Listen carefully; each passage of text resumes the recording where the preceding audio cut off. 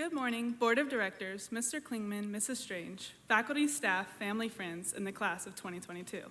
My name is Ella Lawson, although some of you may know me better as Graham's sister. First of all, I'd like to thank my parents, teachers, school, and classmates. I wouldn't be here without them and their constant support, and it is an honor to be able to give this speech. At the beginning of this year, we were asked as seniors to pick a word to embody or make a point of noticing throughout the school year. My word was compassion. After this year, and reflecting back on my 7 years at NCCS, I noticed how well our school exemplifies this word. In fact, this semester, I ended up writing a paper where I defined compassion. I said, compassion is a selfless love for another through empathy with their circumstances, going as far as to suffer alongside them. In each of these three main aspects, I've noticed a different part of our school. I saw selfless love embodied by our staff and teachers.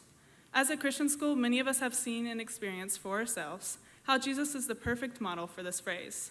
He took on our sin and shame, despite his perfect, blameless life here on earth, to die so that we could be with him in eternity forever. Our teachers and staff reflect him in his selfless love every day, while constantly caring about students' well-being and putting it as a priority in their own lives. While all the amazing things our teachers do could never be listed out in full, some highlights include Mrs. Clark and the amazing projects and passionate stories she uses, Mrs. Roop being always willing to stop and have a conversation about life or school, and Mrs. Brink, who deeply loves her students and loves Jesus. They continually show their support even when they don't have to, and this is evident in the stands and audiences of athletic games and arts events, where Mrs. Cook, Dr. Hedges, Mr. Schaefer, and others can often be found. Every teacher I've had at NCCS continues to show their care for our hearts as well as for our education. The next phrase in the definition is empathy with their circumstances, which I believe has been embodied by the class of 2022. I came here in 6th grade, and in my time here, this class has really blessed me. We've gone through a lot together and made a ton of good memories. These include 6th grade and Coach Oliver's Nerf sword, which you might get poked with if you fell asleep. 8th grade spring term to Washington, D.C., and cool educational things like the Library of Congress and the Bible Museum, as well as not-so-educational things like the end of many middle school relationships. In 9th grade, we entered high school and endured a lot of awkwardness together. Continuing in high school, we have been able to experience spring terms together, where some of my personal favorite memories have come from.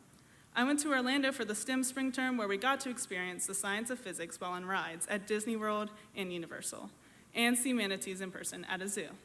I also went to Costa Rica, where we used the skills we have learned, like Spanish, and experienced God working in the lives of others.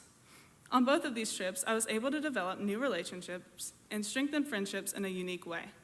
We also experienced Friday night lights and basketball games and cheering against Mount Perrin together. We also had the great experience of moving into a high school building after being in the annex for a few years, which was the best of both worlds. This year, we will able to glow closer as we experience all of our last together, our last first day, last sports game, and last day of apologetics. Ultimately, after all these shared experiences, the class of 2022 can definitely empathize with each other in our situations. Lastly, the phrase suffer alongside them is embodied by our whole school because when one of us suffers, we all suffer with them. We always help each other through the highs and lows and support each other during losses, embodying the idea of holding your brother up, found in Galatians 6:2, which reads, "Bear one another's burdens and so fulfill the law of Christ." This is not only seen within our class, but also in all ages and families within the school. This was particularly evident in the year of COVID, with video lectures, Wi-Fi problems, and accidentally sleeping through class, which for us was right in the middle of high school. I remember sitting down and being told, out of precaution, we wouldn't be returning for the next 2 weeks. And it ended up being multiple months till we got out for summer break online. Sadly, we also had to say goodbye to teachers like Senor McDonald online. Ultimately, however, COVID brought us closer together and made us enjoy these past 2 years even more in the ability to do life together in person. It made us realize how much we all need and enjoy this community found within our school. We have also had tragic accidents happen since we began these last 4 years, including the loss of Walker Phillips and Gabe Costa. Through these, we have been able to hold each other up and have truly shown compassion as a community while suffering alongside each other. Our class, as well as our whole school, has been able to learn from the wonderful examples of Walker and Gabe to learn how to love well and always be kind. Their stories have affected everyone in this community, even those that didn't get the privilege of knowing them. We have the option to move forward and live like them by reflecting Jesus and showing compassion to everyone. It is no secret that our class is special and has a big future in front of it. We have astronauts like Natalie, pilots like Luke, doctors and star athletes like Denzel, among many others. Successful businessmen and women and gifted evangelizers as well. We've had a special high school experience, and it has shaped us for the better.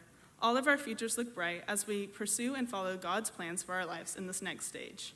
Now, even though we'll be in different areas of the country and world, we'll still be doing life together as a family and have a group to lean back on when we need it through the community of our school. So, to close out this speech, I give the class of 2022 a charge.